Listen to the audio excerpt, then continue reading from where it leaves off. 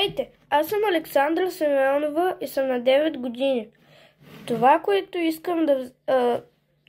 искам да взема със себе си на Марс е бутилка с кислород. Нали, за всеки случай, защото би ми помогнало по някакъв начин.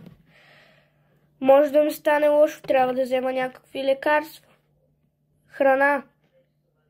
В храната включваме и вода, нали?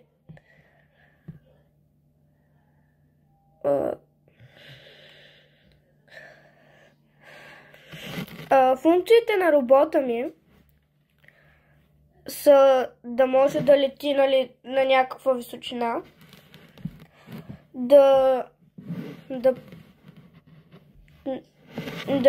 върви на зигзаг и да бе като цяло навсякъде. Като му давам команди да ги следва и най-вече да говори. То какво друго?